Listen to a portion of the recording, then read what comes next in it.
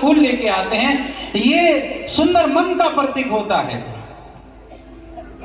और क्या ऐसा है जो पवित्र करने योग्य है? पवित्र करने योग्य है हमारा मन।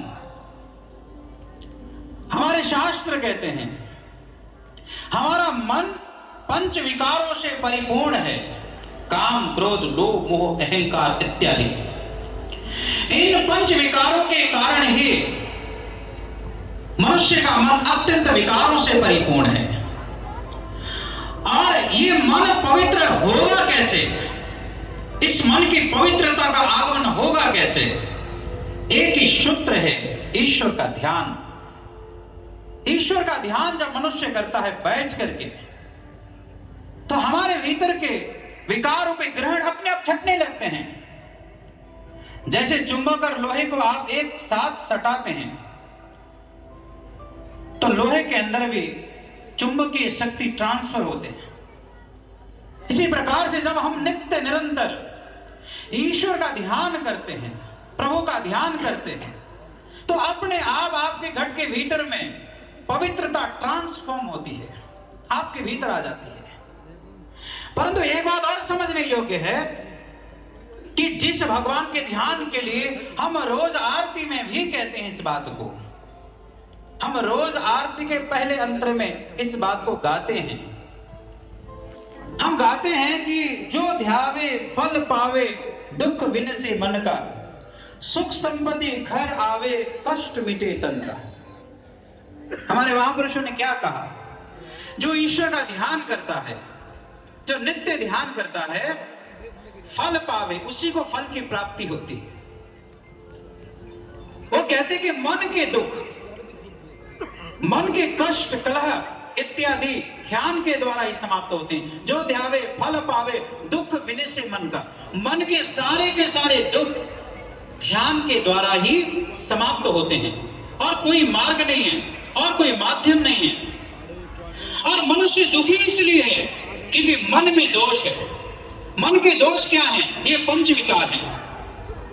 और इन मन के जो पंच विकार हैं, इन्हें समाप्त करने का, मैं फिर से तीसरी बार अनाउंस कर रहा हूं इस बात को, कि मन के जो पंच विकार है, जिसके कारण मन दोषमय है, इसी के कारण सारी दुख का जड़ है।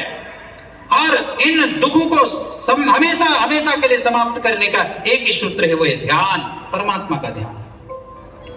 और जब मनुष्य का मन शांत होता है, जब मनुष्य का मन सुखी होता है, सुख संपत्ति घर आवे, कष्ट मिटे तन का। आपने एक दिवस के कथा प्रसंग में यह भी सुना था, मुझे जहां तक स्मरण हो रहा है, कि जब मनुष्य बहुत नेगेटिव सोचता है तो इसका प्रभाव शरीर में भी पड़ता है। हमारे शरीर में विभिन्न प्रकार के कष्ट, दुख या शारीरिक रोग इत्यादि जो जागृत हो रहे हैं अत्यधिक मात्रा में, ये मन के विकार के कारण भी हैं।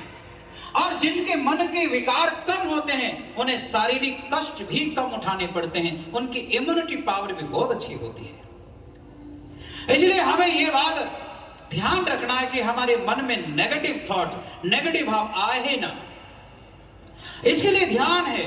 और जब हम ध्यान करते हैं, जब साधना करते हैं, तो फिर हमारे तन के कष्ट भी समाप्त होते हैं और हमारे मन को अथाह सुख और शांति मिलती है। परंतु सज्जनों, ये ध्यान का सही मार्ग क्या है? ध्यान का सही तरीका क्या है? आज पूरे विश्व में ध्यान के विभिन्न मार्ग, विभिन्न तरीके, विभिन्न थेरेपी आपने सुना होगा, पढ़ा होगा। आप गूगल सर्च कर सकते हैं इसके विषय में।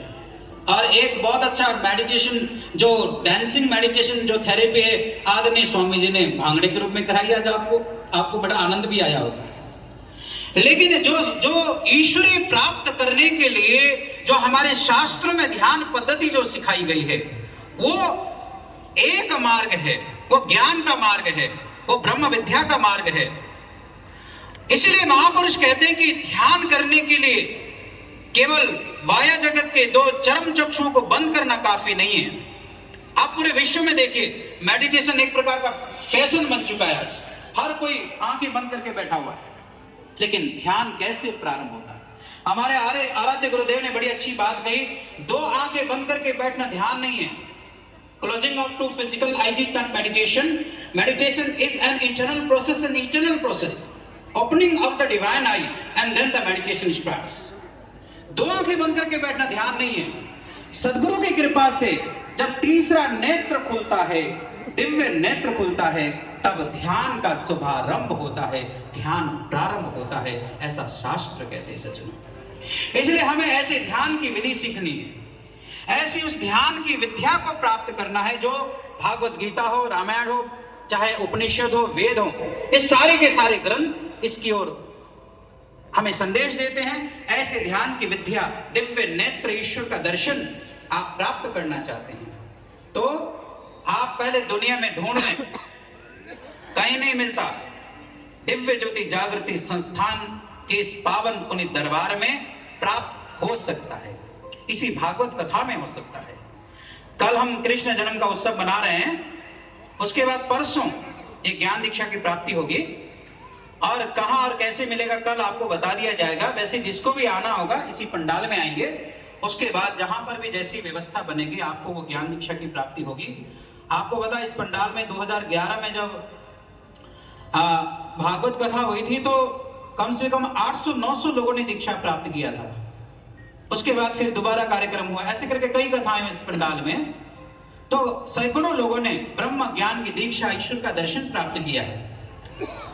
और हमने कल भी कहा था कि पिछले 25 वर्षों से दिव्य ज्योति जागृति संस्थान पूरे पूर्वांचल में, पूरे उत्तर प्रदेश में, पूरे भारतवर्ष में विभिन्न आध्यात्मिक गतिविधियों के साथ में सामाजिक गतिविधियां बढ़ चढ़ करके हम लोग हिस्सा लेते हैं। और आप सब यहाँ पढ़ा लिखा वर्ग है, अधिकतर आप सभी आध्यात्मिक गतिविधियों को बहुत पसंद भी करते हैं।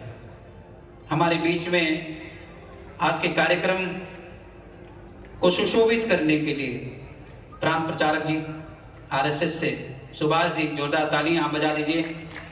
सबको तत्पर रहना चाहिए। हर सामाजिक संगठन, धार्मिक संगठन मिलकर के इस प्रकार के सुंदर व्यवस्थाओं को जन्म हम ही लोग दे सकते हैं।